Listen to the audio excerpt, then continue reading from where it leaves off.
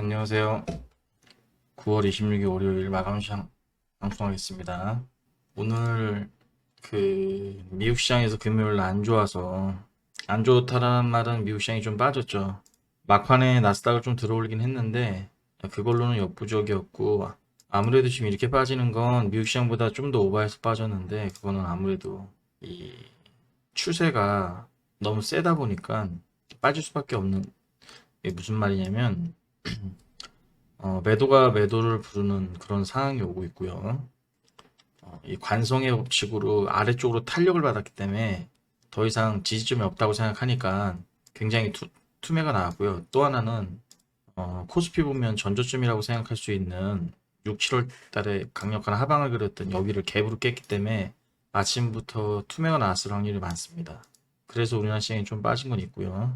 오늘 아무래도 많이 빠진 거는 실적 담보가 되지 않는 테마주들, 테마주 위주로 굉장히 많이 빠졌고요. 그 시총 상위 종목들, 그거는 법칙이에요. 빠질 때 법칙이고, 제가 여러분들한테 유용한 팁을 하나 드릴 테니까 그걸 참고하세요. 오늘 종가상 외국인하고 기관은 샀어요. 샀는데 이게 왜 이렇게 빠지냐?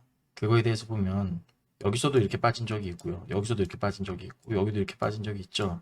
하락각이 셌을 때 이렇게 빠지는데 그럼 왜 이런 현상이 발생하냐? 빠질 때 세 가지가 있습니다. 여러분 일명 반대매매라는 게 있는데 반대매매는 종류가 세 가지 종류가 있습니다. 이거는 살아가면서 외우셔야 돼요. 그래야 우리가 조금 위험 회피를 할 수 있습니다. 첫 번째는 예전과 동시에 이루어지는 반대매매 있어요. 일명 이거는 증권사로부터 빌린 신용 물량들, 미수 이런 거는 개장과 동시에 하한가 주문 들어갑니다. 그래서 여기서 보면 예상 체결량에서 보면 아침에 보시면요. 예상 체결량 내일도 하한가가 엄청 많을 겁니다. 0183 누르셔서 하락률 보면 이쪽에 하한가가 엄청 많을 거예요. 이게 바로 개장과 동시에 증권사에서 하한가 주문을 넣습니다. 그렇다고 하한가가 되는 건 아니고요. 최저가에 팔겠다고 던지는 물량입니다. 증권사에서. 그런 게 있고요. 첫 번째는 그런 반대 매매가 있습니다. 그럼 두 번째는 뭐냐? 일명 CFD 계좌라고 여러분 좀 어려운 말인데 차익 결제 거래 이 반대 매매가 오전 10시에 나옵니다. 이거는 간단하게 말해서 뭐냐면 기초자산 보유 없이도 차익만 결제하는 파생상품 계좌인데 주로 이 시간대에 이 반대 매매가 되고요. 세 번째 이제 아주 악성 반대 물량이 뭐냐면 저축은행, 캐피털사, 자금일 빌린, 일명 여러분도 잘 아시는 스탁론 이 계좌들이 오후 2시에 반대가 나옵니다. 그래서 오후 2시쯤에 굉장히 빼는 현상이 나옵니다. 그걸 받아주지 않아요. 외국인과 기관은 절대로. 그걸 반대임에 나올 거 아는데 왜 걔네가 비싼 가격에 받습니까? 여러분들이 그걸 아시면 조금 도움이 될 겁니다. 여기 코스닥을 보시면 오늘 정확히 보시면 2시부터 이렇게 빼는 게 보이죠. 이렇게 여기 보일 겁니다. 여러분 2시부터 이렇게 뺀 게 보이죠. 이 네모난 박스 안에 이렇게 갑자기 빠지죠. 이게 바로 스탁론 반대임에 나온 겁니다. 그게 나오고 나니까 저점 찍고 오늘 이렇게 강하게 들어올렸어요. 막판에 정말 2시 10분 이후로 외국인이 판 적이 없습니다. 프로그램으로 모든 종목을 다 샀습니다. 그 결과가 어떻게 됐냐면 여기 보세요. 코스닥 보면 여기 외국인들 보이시죠? 막판에 끌어올려서 산 거. 이게 2시 이후에 벌어진 일이에요, 여러분. 2시까지 보면 코스닥에서 거의 300억밖에 안 샀습니다. 근데 종가상 어떻게 됐죠? 1200억이죠? 플러스 900억이나 담은 거예요, 여러분.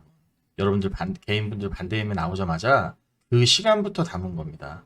이거를 알면 저희가 물을 타거나 신규로 저점에 진입하려고 그러면 이 시간만 알아도 언제 사야 되는지 압니다. 무려 900억을 다시 샀고요. 그리고 선물 보면 기가 막힙니다. 장 마감 때까지는 4천억 내외로 샀는데 종가에 8,200억 거의 4천억이 들어왔습니다. 플러스 이것도 2시에 기가 막히게 정말 2시 이후부터 물량이 쏟아지게 나왔습니다. 샀다는 얘기죠. 쏟아지는 걸 받은 거죠. 위로 먹으면서. 여러분 이거를 아셔야 돼요. 얘네들이 왜 이런 행태를 보이는지 정확히 2시 보이시죠?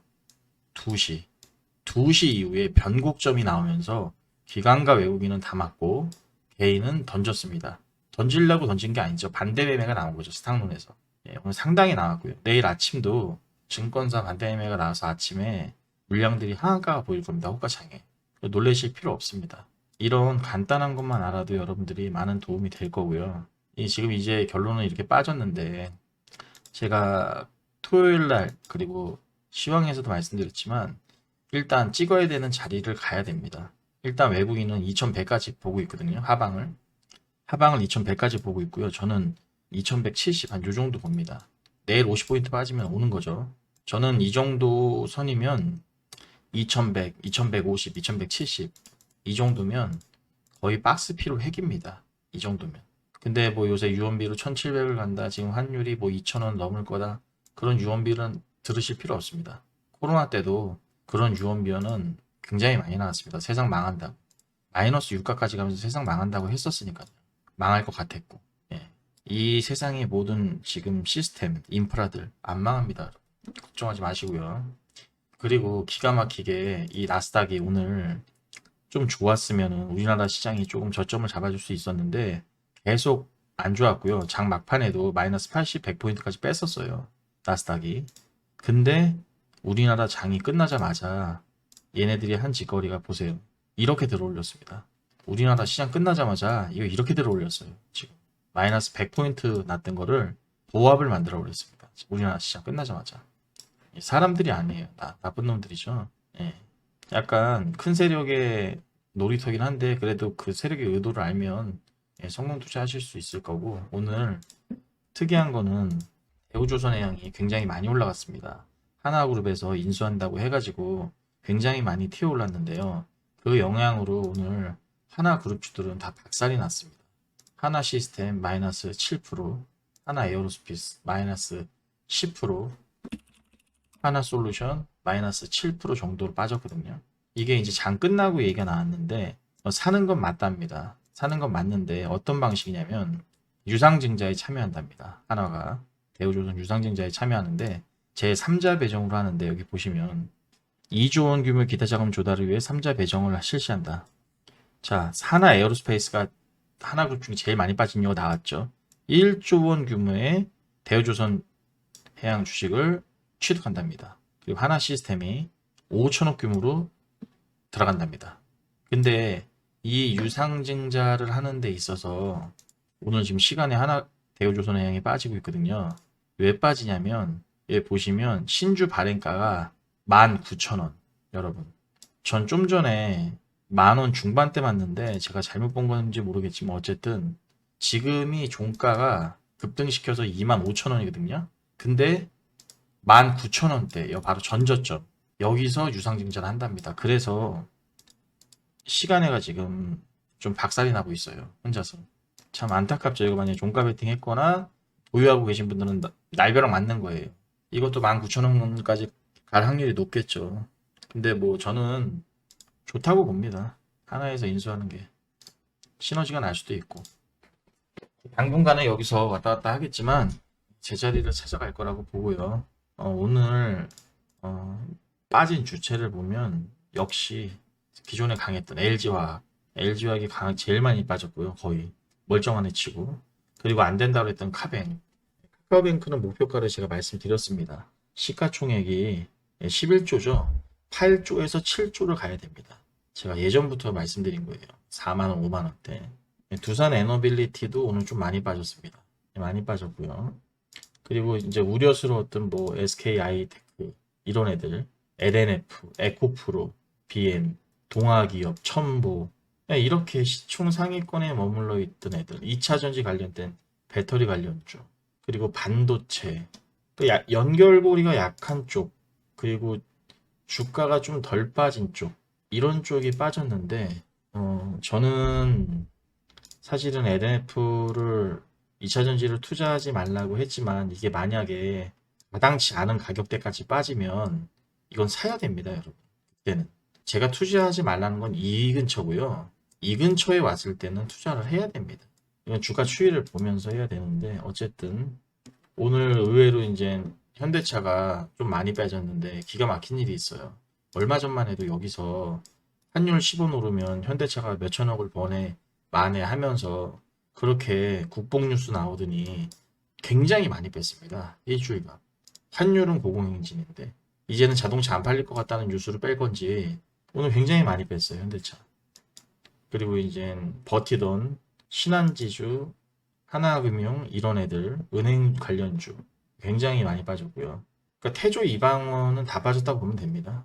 태조 이방원은 다 빠졌고 오늘 뭐 안 빠진 게 없습니다. 거의 오리온이 그나마 멀쩡한데 이거는 뭐 제품 가격을 몇 년 만에 올린 거기 때문에 이거 하반 경직이 나올 수밖에 없고요. 전 오늘 결론적으로 이거 지금 빠지는 게 아무래도 전저점 이탈과 투심 악화 그리고 아시아 시장 전반적으로 보면요 좋은 데가 없어요.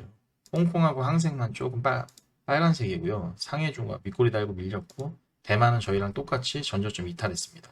그리고 니케이도 오늘 많이 뺐습니다. 700포인트 빠졌고 마이너스 2.66% 빠졌어요. 물론 우리가 3%, 코스닥 5%더 빠지긴 했지만 아시아 시장 전반적으로 좋지 않았다. 왜냐면 미국만 안 좋으면 되는데 지금 유럽도 난리가 났죠. 영국, 독일 서로 국채금리 막 내가 먼저 오르네 서로 수익률 무슨 싸움을 하는지 국채금리가 막 여기저기서 막 신고가 찍고 있고요. 그리고 아시겠지만 환율이 지금 유로화가 맛이 갔죠. 이러면 달러 인덱스 차지하는 50% 이상 차지하는 유로화가 이러면 달러 인덱스는 강으로 갈 수밖에 없고 또 그렇다 보면 이거를 끌어올려서 우리나라를 또 맛을 보내는 구조로 가는데 제가 환율은 다음에 본방송 때 이게 왜 이러는지 뭐 몇 가지 이유는 있는데 그걸 말씀드리도록 하고 제가 봤을 땐 1460원, 1480원 이 정도가 저는 일단 저항권에 온다고 봅니다. 1500원 바로 직전 아래 요 정도 오면은 어느 정도 확산이 오는 거기 때문에 그 정도 넘어가면 제가 봤을 땐 이제는 맞추기가 힘듭니다. 더 이상. 1460원, 80원은 열어놔야 돼요. 기본적으로. 당장 내일 1360원 갈 수도 있고요. 이 모든 상황을 결국에는 큰 그림을 그리고 설계한 거는 아메리카예요. 아메리칸 퍼스트가 이 모든 걸 한 겁니다. 코로나 때 이후로부터 이렇게 자산 가치를 상승시켜 놓고 그러니까 사실 코로나라기보다는 서브프라임 이후에 지난 14년, 15년간 무한 양적 완화에 대한 끝은 아니고요. 중간 점검 들어갔다고 보면 될 것 같아요. 무한 양적 완화에 중간 점검 정도 들어가서 이게 지금 이런 난리가 나고 있다라고 보고 있고요. 이게 끝나고 나면 또 새로운 세상이 열릴 거라고 저는 뭐 믿어 의심치 않고 길게 보면 항상 롱이 이겼습니다. 숏보다는. 그렇기 때문에 여러분들 너무 이렇게 오늘 빠진 거에 대해서 그 큰 의미는 뭐 안 둘 수 없지만 제가 그 토요일 날 방송에서 말씀드렸듯이 일단 이미 금요일 날 이 음봉을 제가 이제 목요일부터 위험하다고 그랬잖아요. 미국 시장 조금이라도 안 좋으면 이미 이거는 목요일 금요일 날 이미 2100, 2150, 2170 여기 가기로 한 거는 정해진 코스예요. 제 마감 시장에 이제 뭐 금요일 날 안 좋기 시작하면 이제 열린 거예요. 마이너스 150포인트가. 그래서 2170까지는 기본적으로 열어놔야 되고 그렇게 열려서 가는 겁니다. 지금 매도가 매도를 눌러서 절대 기관과 외국인은 비싸게 사주지 않죠. 그 투매를 받아주지 않고 유발시켰죠. 공매도를 치면서 아침에. 그리고 제가 이제 마지막으로 하나 말씀드리는 건 제가 전에 6월달하고 7월달쯤에 무슨 말씀을 드렸냐면 은행에서 개인들 신용대출을 열어준다. 한도를 늘려준다. 이걸 갖고 제가 본방송 때 말씀드린 거 있어요. 왜 개인들 대출 한도를 열어주지? 이게 참 기분이 안 좋다. 그러면 주식 그동안 6, 7월 달에 반등 왔어도 물려있기 때문에 분명히 개인들이 물을 탈 거다. 대출을 더 받아서. 그 얘기를 제가 분명히 들었던 거 기억나실 겁니다. 근데 항상 안 좋은 느낌이 지나고 나면 그 안 좋은 느낌이 다 맞아요. 제가 이때 좀만 더 좀 영민하게 여러분들한테 더 얘기를 많이 해줬으면 됐을 텐데 지금 와서 생각해보면 그때 은행들이 이렇게 대출을 열어주고 대출 받아라. 받아 주식 더 사라. 이랬던 게 지금 결과적으로 나오고 있고요. 저는 뭐 신용으로만 안 샀으면 괜찮을 거라고 보는데 어쨌든 저런 뉴스들을 흘려보내면 안 됩니다, 여러분. 제가 그때 저런 뉴스 나오면서 공매도 이수 교육을 하라고 그랬는데 개인분들한테 멤버십 분들한테 제가 그 이후에 공매도를 말씀을 안 드린 거는 따로 이유가 있습니다. 여러분들이 전문 투자자가 아니기 때문에 공매도 치는 양이 계좌가 굉장히 한정적입니다. 공매도를 칠 수 없어요, 별로. 일반 분들은. 제가 알아보니까 저랑은 많이 틀리더라고요. 계좌 성격 자체가. 네, 그래서 말씀 안 드린 것도 있고요. 좀만 더 빠지면 저는 1차 브레이크 구간이 나온다고 보니까 그때까지 계좌 조금 마이너스 났어도 제가 가끔 이런 말 합니다. 무슨 말을 하냐면 내 종목이 3,200에 이때 산 종목이 있어도요. 여러분 여기까지 빠졌다가 이 정도만 반등와도요. 일단 큰 대형주 아닌 이상은 3,200에 물렸던 그 가격을 가는 종목들이 굉장히 많습니다. 삼성이나 SK 이런 거 말고는 카카오나 좀 문제 있는 거 말고 그런 종목은 이런 큰 반등이 올 때 굉장히 많은 회복을 합니다. 종목들이. 그렇기 때문에 이게 또 빠졌어도 이렇게 회복하면 시세 탄력이 굉장히 여러 군데서 나올 겁니다. 그러니까 그거를 잊지 마시고 지금이라도 늦지 않았으니까 던져라 하는 사람 말은 들을 필요가 없습니다. 이때랑 똑같아요. 지금 분위기가. 코로나 때랑. 잊지 마시고 여러분 잘 대응하시고 앞전에 말씀드렸던 이거는 잊지 마세요. 아셨죠? 특히 오후 2시에 반대임에 쏟아집니다. 자, 여러분 모두 수고하셨고 수요일날 방송 많이 참여하시면 제가 다른 얘기 많이 해드리고 오늘 나스닥 어떻게 되는지 한번 모두 잘 보시기 바랍니다. 함께. 네, 고맙습니다.